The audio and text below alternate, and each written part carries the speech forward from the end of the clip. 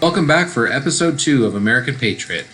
Today I'm going to be reading the Declaration of Independence, one of our founding documents and very important in the long, steady struggle for freedom. In Congress, July 4th, 1776, the unanimous declaration of the 13 United States of America. When in the course of human events it becomes necessary for one people to dissolve the political bands which have connected them with another, and to assume among the powers of the earth the separate and equal station to which laws of nature and of nature's God entitle them, a decent respect to the opinions of mankind requires that they should declare the causes which impel them to the separation. We hold these truths to be self-evident, that all men are created equal, that they are endowed by their Creator with certain unalienable rights, that among these are life, liberty, and the pursuit of happiness, that to secure these rights, governments are instituted among men, deriving their just powers from the consent of the governed, that whenever any form of government becomes destructive of these ends, it is the right of the people to alter or to abolish it, and to institute new government, laying its foundation on such principles and organizing its powers in such form as to them shall most likely to affect their safety and happiness.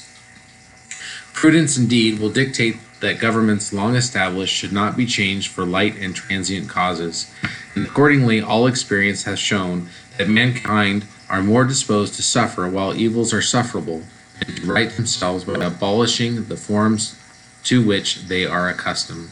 But when a long train of abuses and usurpations pursuing invariably the same object evinces a design to reduce them under absolute despotism, it is their right, it is their duty to throw off such government and to provide new guards for their future security.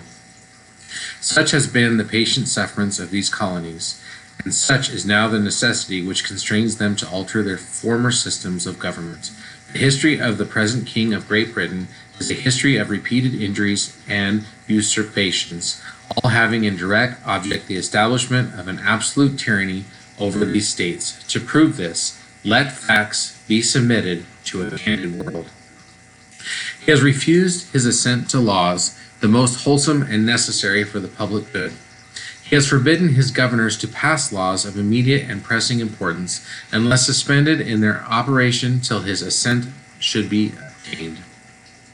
And when so suspended, he has utterly neglected to attend to them.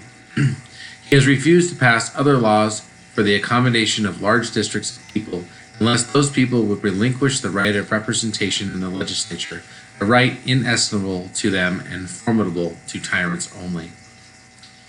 He has called together legislative bodies at places unusual, uncomfortable, and distant from the depository of their public records, for the sole purposes of fatiguing them into compliance with his measures. He has dissolved representative houses repeatedly for opposing with manly firmness his invasions on the rights of the people. He has refused for a long time after such dissolutions to cause others to be elected, whereby the legislative powers incapable of annihilation have returned to the people at large for their exercise, the state remaining in the meantime exposed to all the dangers of invasion from without and convulsions within. He has endeavored to prevent the population of these states, for that purpose obstructing the laws for naturalization of foreigners, refusing to pass others to encourage their migrations hither, and raising the conditions of new appropriations of lands. He has obstructed the administration of justice by refusing assent to laws for establishing judiciary powers. He has made judges dependent on his will alone for the tenure of their offices and the amount and payment of their salaries. He has erected a multitude of new offices and sent hither swarms of officers to harass our people and eat out their substance.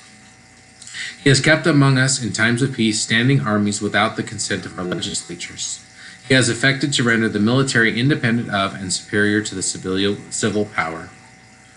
He has combined with others to subject us to a jurisdiction foreign to our Constitution and unacknowledged by our laws, giving his assent to their acts of pretended legislation, for quartering large bodies of armed troops among us, for protecting them by a mock trial from the punishment for any murders which they should commit on the inhabitants of these states, for cutting off our trade with all parts of the world, for imposing taxes on us without our consent, for depriving us in many cases of the benefit of trial by jury, for transporting us beyond seas to be tried for pretended offenses, for abolishing the free system of English laws in a neighboring province, establishing therein an arbitrary government, and enlarging its boundaries so as to render it at once an example and fit instrument for introducing the same absolute rule into these colonies, for taking away our charters, abolishing our most valuable laws, and altering fundamentally the forms of our governments, for suspending our own legislatures and declaring themselves invested with power to legislate for us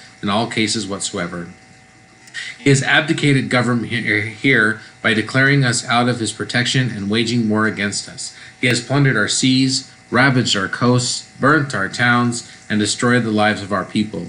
He is at this time transporting large armies of foreign mercenaries to complete the works of death, desolation, and tyranny, already begun with circumstances of cruelty, perfidy, scarcely paralleled in the most barbarous ages, and totally unworthy the head of a civilized nation. He has constrained our fellow citizens taken captive on the high seas to bear arms against their country, to become executioners of their friends and brethren, or to fall themselves by their hands. He has excited domestic insurrections among us, and has endeavored to bring on the inhabitants of our frontiers the merciless Indian savages, whose known rule of warfare is an undistinguished destruction of all ages, sexes, and conditions. In every stage of these oppressions, we have petitioned for redress in the most humble terms. Our repeated petitions have been answered only by repeated injury. A prince whose character is thus marked by every act which may define a tyrant is unfit to be the ruler of a free people. Nor have we been wanting in attentions to our British brethren.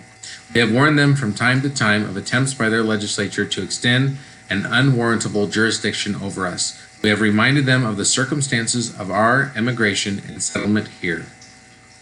We have appealed to their native justice and magnanimity, and we have conjured them by the ties of our common kindred to disavow these usurpations which would inevitably interrupt our connections and correspondence. They too have been deaf to the voice of justice and consanguinity.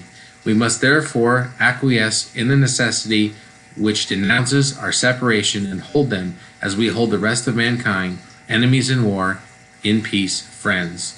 We therefore, the representatives of the United States of America in General Congress, assembled appealing to the Supreme Judge of the world for the rectitude of our intentions, do, in the name and by the authority of good people of these colonies, solemnly publish and declare that these United States colonies are, and of right ought to be free and independent states, and that they are absolved from the allegiance to the British Crown, and that all political connection between them and the state of Great Britain is and ought to be totally dissolved, and that as free and independent states they have full power to levy war, conclude peace, contract alliances, establish commerce, and do all other acts and things which independent states may have right to.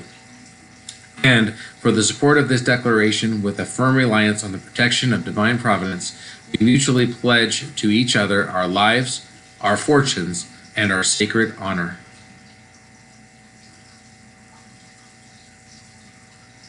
New Hampshire, signed by Josiah Bartlett, William Whipple, Matthew Thornton. Massachusetts, John Hancock, Samuel Adams, John Adams, Robert Treat Paine, Elbridge Gerry. Rhode Island, Stephen Hopkins, William Ellery. Connecticut, Roger Sherman, Samuel Huntington, William Williams, Oliver Wolcott. New York, William Floyd, Philip Livingston, Francis Lewis, Lewis Morris. New Jersey, Richard Stockton, John Witherspoon, Francis Hopkins, John Hart, Aaron Clark. Pennsylvania, Robert Morris, Benjamin Rush, Benjamin Franklin, John Morton, George Clymer, James Smith, George Taylor, James Wilson, George Ross. Delaware, Caesar Rodney, George Reed, Thomas McKean. Maryland, Samuel Chase, William Paca, Thomas Stone, Charles Carroll of Carrollton. Virginia, George Wyeth, Richard Henry Lee, Thomas Jefferson, Benjamin Harrison, Thomas Nelson Jr., Francis Lightfoot Lee, Carter Braxton. North Carolina, William Hooper, Joseph Hughes, John Penn. South Carolina, Edward Rutledge, Thomas Hayward Jr., Thomas Lynch Jr., Arthur Middleton. Georgia, Button, Gwinnett, Leman Hall, and George Walton. Thanks for listening. Thanks for watching, everybody. I hope you enjoyed the video. If you haven't already, go ahead and hit that subscribe button. And if you've already subscribed, go ahead and click on the notification bell up at the top, and that'll let all the new videos come to you as we talk about issues related to the Constitution and our Bill of Rights. Stay free out there, Patriots.